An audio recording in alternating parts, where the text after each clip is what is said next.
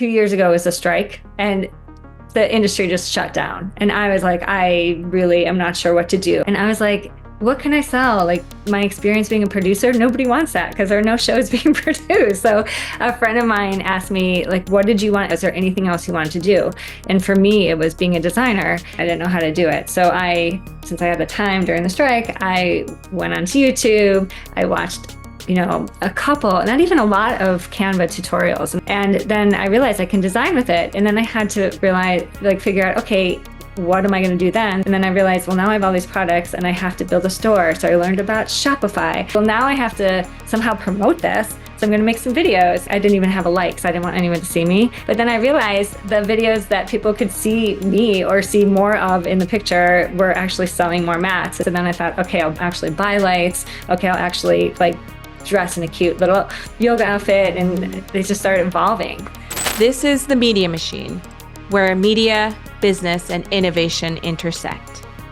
Hi, I'm Johanna Salazar, and I'll be your host as we examine the future of content, technology, and entertainment through the lens of 4 key pillars: process, profit, people, and planet. Julie Kelman Reading is an executive producer, creative force, and founder of Love Daydreams, a content and lifestyle company that operates at the intersection of media, technology, and commerce. Julie has developed hit shows like Disney Fam Jam and Disney Magic Bake Off, and produced standout content for MTV, Nickelodeon, Sci-Fi, and Peacock. She's also the former co-founder of Liquid Theory, where she produced over 20 million in scripted, unscripted, and branded content. Today, Julie is redefining what it means to be a creative entrepreneur, blending storytelling, product design, fitness content, and e-commerce into a next-generation studio model. Whether launching original IP or building out her e-com ecosystem, she brings unmatched insight into how creators can thrive in an evolving media economy. Julie! My God. Oh my gosh! That was amazing. Thank you. Hi.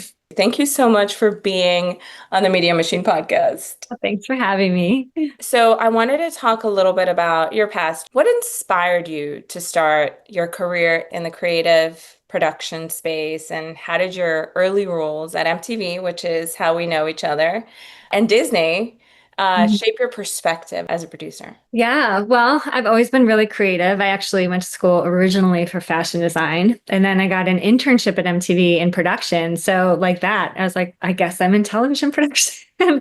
And the experience being at MTV was incredible because being on the linear side and learning all the production processes, which I did not know before I started MTV, was a huge learning curve and experience. But then I went into MTV animation for a few years, which was excellent and filled with creative people. And then I went to MTV.com. So the experience being at MTV really just helped sort of prep me for everything that I'm doing now. And I met amazing people along the way. Also the best part. And you've taken a really fun route. And so Julie was in development. So she was the one that not only did she come up with these cool ideas, she was also the one bringing those ideas to life. So for those people out there, a lot of media people who listen to this, they know all of this, but anybody out there who doesn't really understand what the greenlight process is, explain what that is. Sure. Greenlighting process is when producers take concepts to a network or a buyer, or an idea is created in-house, and you have to go through the development process of pitching a concept, realizing what the story is, the story arc, the characters, all the elements of the show. And it goes to high-level executives to determine if that project's going to move forward, if it's going to have a development process, or if it's going to go straight to series. It's multi-step. It all depends on the project. So you get the project greenlit, and then you start working on that project. So walk us a little bit on through what that process looks like, as much as you can say. Yeah, I mean, I think for any project, once it's sold and in development, it's about developing out and expanding the idea to work for the brand in which you're developing it for. It's casting the hosts, it's writing the creative, it's, visualizing the set, it's populating all of the teams within the production with A-list kind of key positions and having them fill out their crew. But it's really visualizing it all before you populate and you develop and you move forward. Tell us a little bit about a significant project that went to Greenlight that you worked on. So I was really fortunate, and I was invited into Disney to work with a really wonderful executive named Claire McCabe to help in the alternative programming department. And they had been pitched an idea for a dance competition show that really did not exist and wasn't developed out yet. It was like a 40-second video or something like that. And our team developed out, and I was part of the team, this incredible 21 episode straight to series show called Disney Fam Jam. It was produced by Matador, but the development process of it was really fun because it was like, do we do families? How exactly are we going to execute the creative? What is it going to look like? What will the visual landscape be? What will the music look like? How about the graphics? Who's going to host it? I mean, we really built it from the ground up and presented it, and it was greenlit straight to series. Wow, that's crazy. That doesn't happen often. What do you think it was about those shows that got them greenlit? Well, for Disney Fam Jam, it was around the time like TikTok really exploded and people were doing dance videos everywhere. So it was really an expansion of that interest. And then the baking show, it was COVID too. People were baking at home, and that really exploded. So it was timing, but it was also execution. It was all really fun. Children's programming is fun because it's like happy and it's bright and vibrant. People are, excited to be on set, and it's just a really good, positive space to be in. And that's when you were at the network level. You have had a really interesting career because you've been on both sides. You co-founded Liquid Theory. Yeah. What was the most critical decision that you think that you can remember that led to landing the big projects that you guys used to land? Well, when we started that company, we were both coming out of MTV. So it was a lot of, we knew exactly what they wanted and, pitched creatively. People knew us kind of as like the creative producing team. So things kind of came organically with Liquid Theory because of what we were building and producing. The company was great. It went for a very, very long time. There was no real pivotal thing that happened other than we would come up with ideas and pitch them. And to our surprise, things would be bought.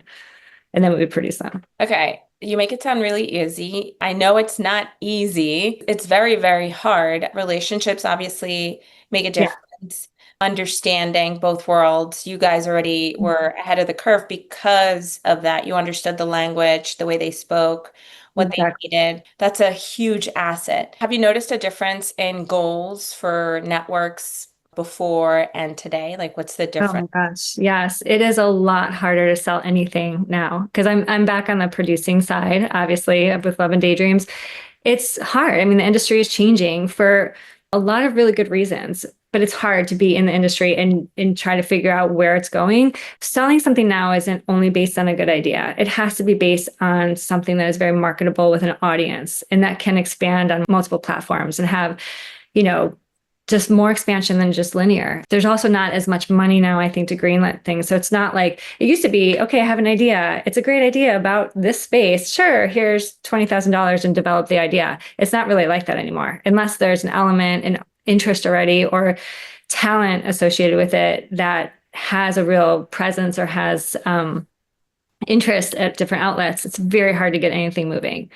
So for me as a producer, I've been taking out less and not, even if I really love something, I might not develop it if I don't think it has a good shot at selling. What about children's programming, since you've done some of that? I mean, children's programming will always be around. It's how kids are watching media, because some are still watching linear TV, and a safe place to, put your kid and have them watch TV while you're, around them or whatever. But a lot of kids are watching on devices, and YouTube is huge for kids. So I think there'll always be kids programming, just selling differently. And it's distributed differently. What are some of the common mistakes that you see creators today, for example, when they're developing, when they're pitching projects? That's a great question. I think now, because things are so instantaneous, you can shoot something, produce it, and post it, basically air it to the whole world the same day, that people are forgetting to go through the process of really developing out an idea to make it work long term. So for me, I think it's like taking that moment and really understanding what it is that you're trying to create and what you're trying to accomplish before you go and shoot and before you, determine what your brand is or where it's expanding. It's like really plan and be strategic about it rather than just shoot, and post. Some people also are doing the shooting and posting and doing well, but I still think having that sort of vision first is only going to help in the long run. And now you're creating your own content. So you're doing your own, you're becoming like your own influencer, which is amazing. And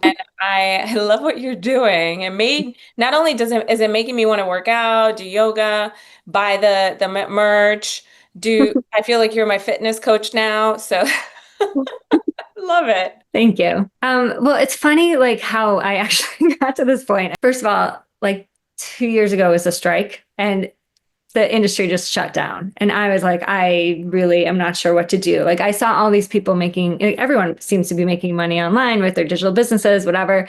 And I was like, what can I sell? Like my experience being a producer, nobody wants that because there are no shows being produced. So a friend of mine asked me, is there anything else you wanted to do?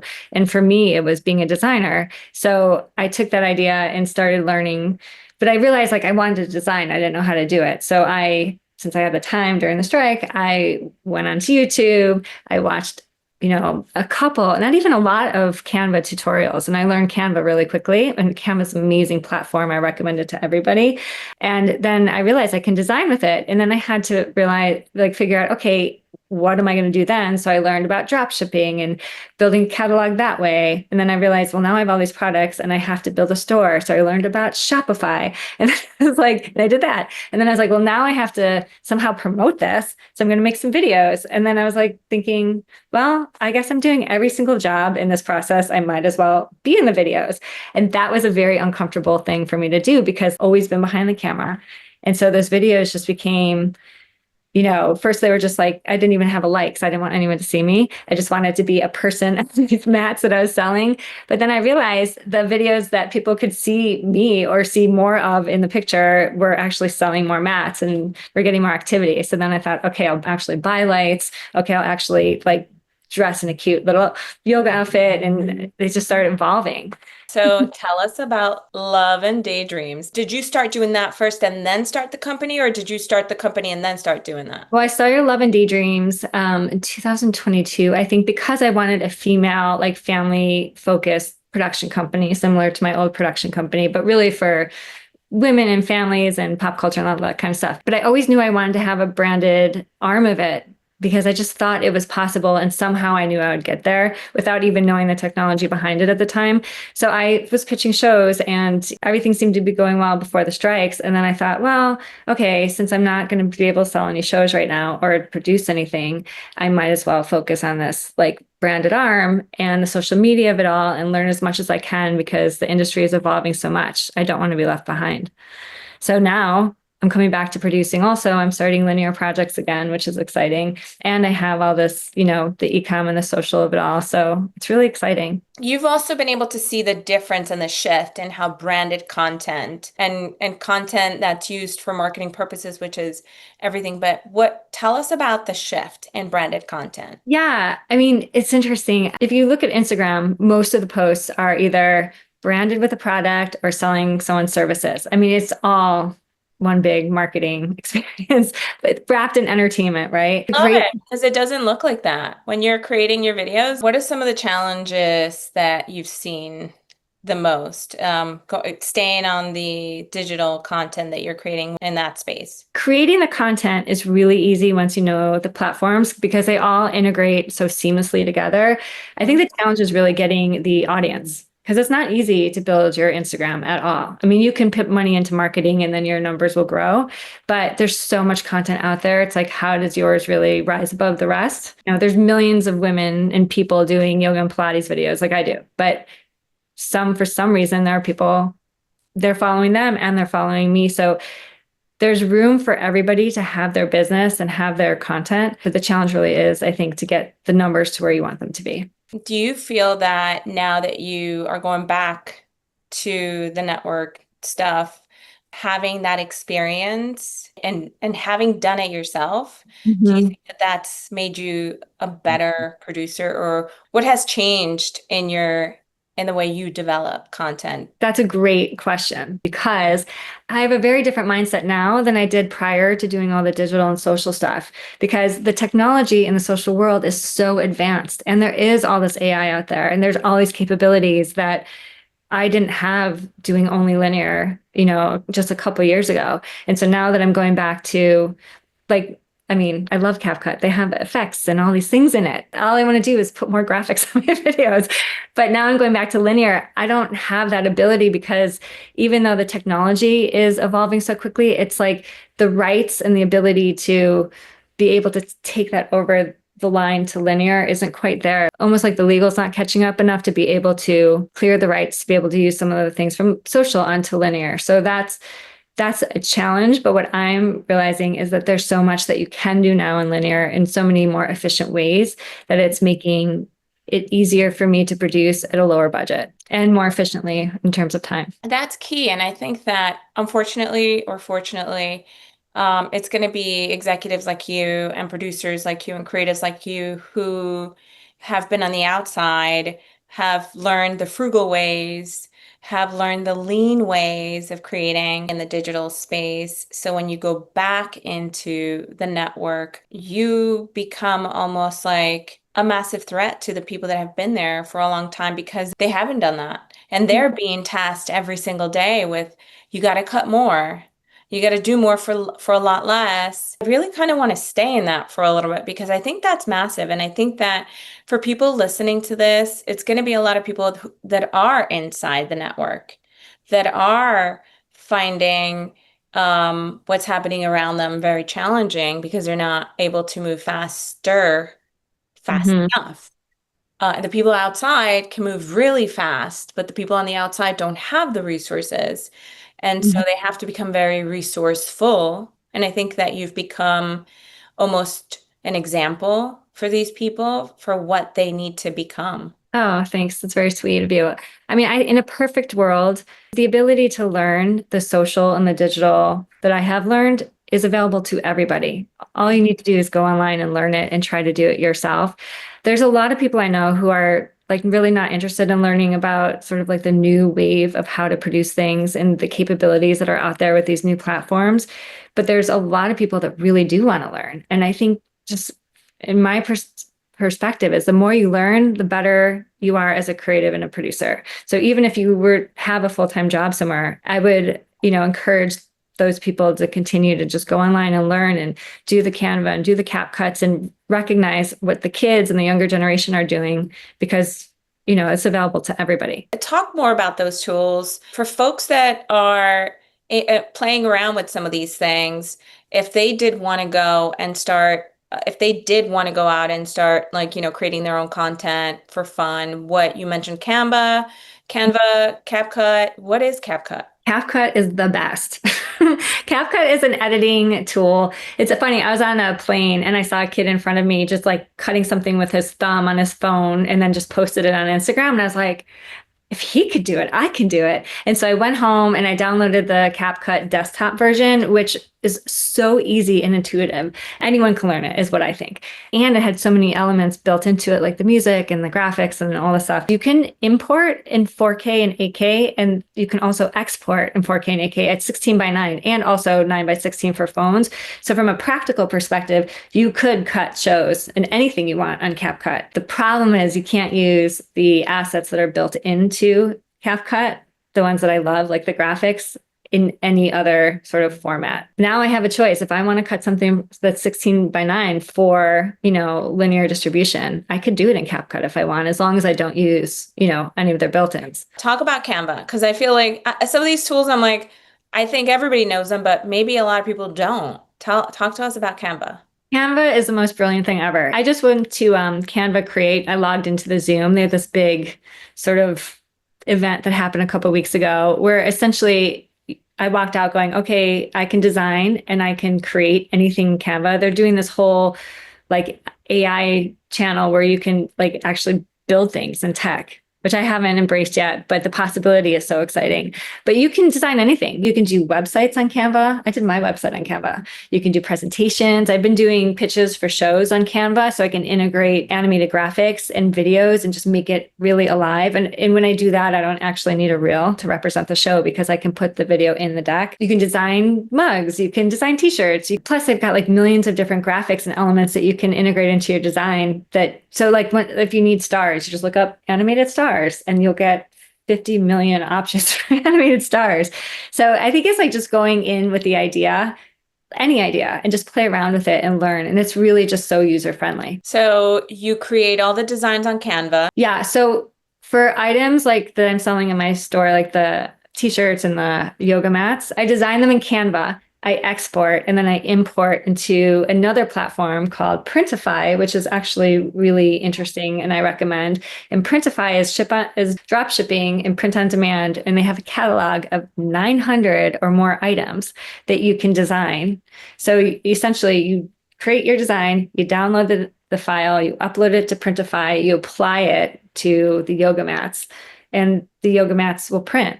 But you can do that for everything. It's not just hats or clothing. They have skincare lines now and vitamins. And it's a really interesting way to expand your business in a very, very easy manner. And like Printify, for example, they have live webinars weekly or maybe multiple times a week to tell their audience or their users of Printify how to better design or promote or what's really selling, like socks. Apparently are like a big business, like millions of dollars of socks are being sold every day. And what's really working so that you can then, design and market the right items that have the potential to sell. So you do Canva design, then Printify, then you go to Shopify? Yes. So then when you publish your items to your stores, I have a TikTok store, I have Etsy, and I have my Shopify store. And so I publish to each one of those stores. But you can add more sales channels. You can add Amazon, you could add Target, you can add different sales channels into which you want your products to be in for very, very limited amount of money. It's incredible. It's just the only thing that is like expensive, quote unquote, is the time it takes to learn this. But once you start, it all just makes so much sense. And like I said, the platforms, they integrate so seamlessly and so easily. It makes so much sense. Whenever anything antiquated comes up, like a process that just doesn't make sense, I'm like thinking, no, there's such a better way to execute something that's just more efficient in time, just based on everything I've learned with, the e-com and the social of it all. That's so crazy. Okay, so after Shopify, then now you have to market. So then you do the socials. Yes. And that's where you come into like the challenge that you talked about. It's getting your audience so that you actually get the numbers and you make money. And there's different tricks, like the first image, like the first frame of your video has to be something that people will click on. And what I've learned is like, if you have two eyes, if you have a face, people are more likely to click on it. In CapCut, you can identify what that first frame is. That's the marketable frame that will make someone click on it. Okay. And then it's about how you write your content. Most people don't watch videos over a minute. So I try to make all mine between 30 and 40 or 30 and a minute. It's just really learning how to structure something and what your goal is. Is your goal to get followers, or your goal is to send them to your shop to buy things? I'm also developing a fitness app now, which I'm really excited about. I'm shooting all the content for now. And ultimately, these platforms that I'm building and the audience that I'm building will be an audience I can just market directly to for that. So yeah, the technology is really exciting. The things that we can do, the opportunities in front of us, it just is about starting. Yeah. What about AI? I love AI in so many ways, but it's not to take over everything, but it can make your process efficient. But you still need your team and your creative people and human. Like I would never let AI just do something for me. You have to write and create something. And then if you can elevate it through AI, that's great. But humans are important. Someone told me the other day that they were like in an emotionally complicated state and they talked to their chat GPT who gave them therapy and whatever made them feel better. But it's just, you can do anything with AI but it's, do you want to? Because you really do. The humanity of having real perspectives and people with education is really where we should stay. I just think AI can help make things more efficient, some processes, but it's that balance. You can do so much and you learn so much and so much faster. So when you're able to combine both worlds, to me, that's my happy place. And I love. Yeah, I agree with you. But I love what you're doing. I've been seeing you on LinkedIn, like posting new platforms and companies and ideas. And I'm so glad we're connected because it's inspiring to see you do what you're doing. I don't know anybody else that's doing what you're doing. Wow, thank you. I just launched two GPTs. So my team, they were asking me all these questions, and sometimes they would blow up my phone and it was a big team, and sometimes it would be at crazy hours. So I was like, you know what? let me do this. I don't know how it's going to work because I knew about it. I did it for myself, but I didn't realize that it was like a public thing. And yeah, I was like, hey, tell me what you think. So whenever you can't reach me, just use this and Mhm. hopefully it gives you a good, good advice. They were like, oh, this is amazing. The thing that really did it for me was when strangers started reaching out to me on LinkedIn Mhm. saying, I found your GPT. It's amazing and it's so helpful. And I realized, you know what? There are not a lot of people in our space doing that. So I was like, you know what? I'm just going to start. I did like 5 GPTs, but I've only talked about two. And then the other thing too with GPTs is that you can train them for your teams. So one of the companies that I have is it's a tech platform and we tech companies are on another level. We run on sprints. We use product development methodologies to work on our company. And so we built a GPT for the scrum, for the sprints, for the 30 days or the 10 days. So if you have a goal, for example, we got to have these many sales or these many customers by this day, then you train your GPT and you program it so that you ask it, tell me what should I do today to exponentially, increase my sales or maybe come up with better ideas for my sales funnels or whatever. And it does it for you. I hope you use the GPT and tell me if it helps you. Yeah, I definitely will. How do you train your GPT? You have to put instructions in it. So, when you're on ChatGPT, there's a way to create projects. So every time you search for something, it creates like a little database. So it Uh-huh. remembers all your chats. When you do the searches, you start noticing on the left that the search history is there.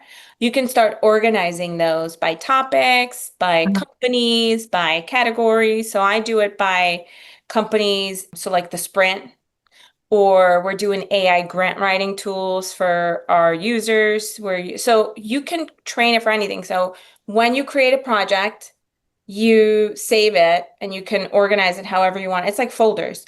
And then when you create, there's a thing that says instructions and you can put in there like this is, for example, for my line producer or the production executive GPT, I tell it like, think of you as blah blah blah. So I act like it's me. So Johanna is blah blah blah, production executive, da da da. And so I tell it how to think and I give it instructions and I tell it questions that people might ask. And then I can incorporate tone the way I want it to speak and I tell it the audience, the kind of people that are going to go in and the type of people that are going to ask the questions. So that's how you train the GPT. That is so smart. See, you're always a step ahead. You live in LA, right? Yes. What's the environment like over there right now? Ooh, a lot of people are not working. And, the industry is really taking a hit. And there's hardly anything is shooting here. All those things are true. I think people are trying to find their way. Like the evolution is hard. It's hard to learn something, especially, if you've been an executive for a long time and suddenly maybe you lost your job and you have to pivot. What does pivoting mean? Not everybody wants to shoot content of themselves and, do some of the things you and I are doing. I think that I want to look at it like it's changing, but the opportunities are there that we're discovering. Mhm. So, yeah, a lot of people are moving. I mean, I'm part of this group. I don't go to Facebook anymore, but I'm part of this group called Working Women in Reality TV, which is great. There's like 30,000 people from across the country in it. But it used to be like, I need a PA here, I need a hairstylist there, like all these jobs, we need to staff up. And now it's a lot of, I don't know what to do. I'm running out of money, a lot of really sad stories. And but it's true. It is affecting everybody in some way. And even if you pivot, it's so hard to build a business from the ground up. After a lot of us were waiting for the industry to come back, but then it was clear quickly that it wasn't going to. It's going to change. It's always going to be there.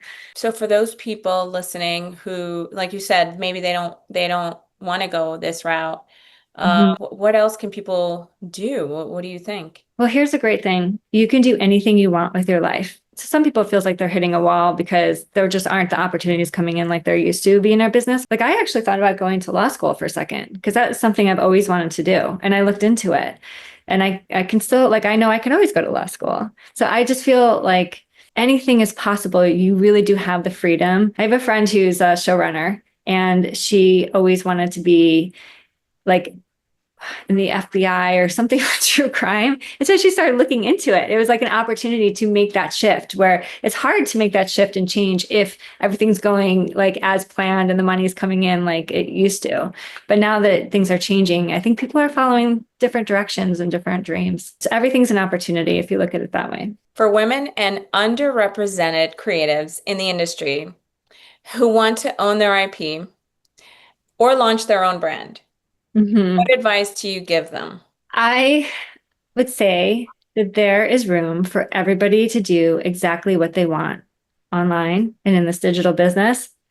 I would ask them the same question that my friend asked me. I asked myself, what did I want to do when I was younger? What am I good at? What is it? My advice would be, what is it that you really love and would make you really happy? Maybe you're a good gardener. Maybe you're a great baker. Maybe something else.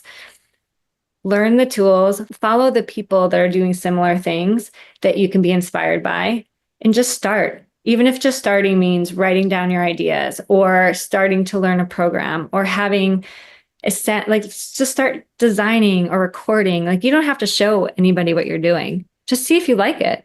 And then little by little, I think you may like it because it could lead to, a shift in your income. It could lead to a shift in your life, and just build and just go and also be open to the direction it could take you. Because for me, I really did not know what I wanted to do when I started besides designing, and it just led to all these other things, which ultimately is helping my producing. It's a new perspective, as you said. But for anybody new, like it is possible. There's room for everybody to create exactly what they want, whether it's classes, they can design websites, they can do anything is possible. And did you say you're working on another show? I am about to start another show. It's the first one in a long time that's linear, and I'm really excited about it. I can't talk much about it because the deal's not done, but it's so exciting to go back into that world and take everything that I've learned. But yeah. It's in our veins. It's so funny because I tell people, I'm like, I reinvent myself all the time. Where can our listeners find you and your work?